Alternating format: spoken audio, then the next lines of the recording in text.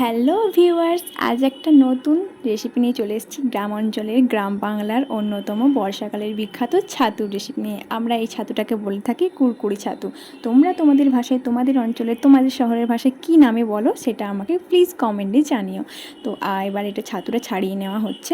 ছাতুটা ছাড়াবার পর দেখতে পাবে একটা বিষয়, যে যতটা না ছাতু বেরিয়েছে তার চেয়ে বেশি খারাপ ছাতু আর যে খোসাটা ওটা বেশি বেরিয়েছে। তো যাই হোক, এরপর এটাকে আমরা 10 মিনিটের জন্য ভিজিয়ে রেখে দেব, যাতে এটা অ্যাবসর্ব করতে পারে জলটাকে।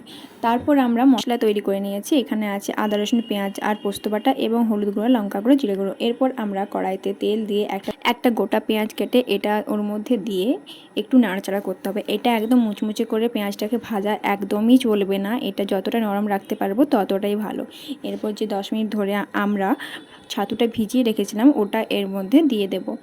একটা কথা তখন মাথায় রাখতে হবে, তখন আঁচটা একটু কমিয়ে রাখতে হবে, কারণ ছাতুটা জ্বলে যাওয়ার চান্স আছে। যদিও এটাতে জল বেরোবে এখন অনেকক্ষণ ধরে, তবুও কম রাখলে ভালো হয়। আর যত আস্তে আস্তে হবে তত এটার টেস্ট বেশি পাওয়া যাবে।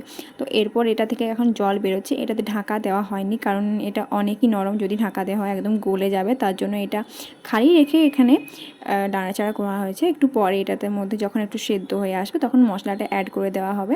মশলাটা দেওয়ার পরও অনেকক্ষণ ধরে নাড়াচাড়া করতে হবে। তো বন্ধুরা, তোমাদের কাছে একটাই রিকোয়েস্ট, আমার চ্যানেলটাকে প্লিজ সাবস্ক্রাইব করে দিও। তো এরপর আমরা রান্নার পর্বে চলে আসি। এটা আমরা মশলাটা দিয়ে কষালাম, আমরা এটাতে জল অ্যাড করিনি, যতটা মশলাতে দেওয়া ছিল ততটা জল দিয়ে এটা নাড়াচাড়া করেছি। তো এরপর যখন এটা কষে আসছে তখন আমরা এটাতে আবার একটু জল অ্যাড করলাম। তো তোমরা চাইলে এটাতে জল না অ্যাড করলেও পারবে, কারণ এটা যারা কষা কষা খেতে পছন্দ করো তারা এরকমই খেতে পারো। আমরা একটু জল দিয়ে নিলাম। জল দেওয়ার পরও কিন্তু আমরা কষাবো, কিন্তু এটা একদম মাখা মাখা হওয়া পর্যন্তই আমরা কষাবো।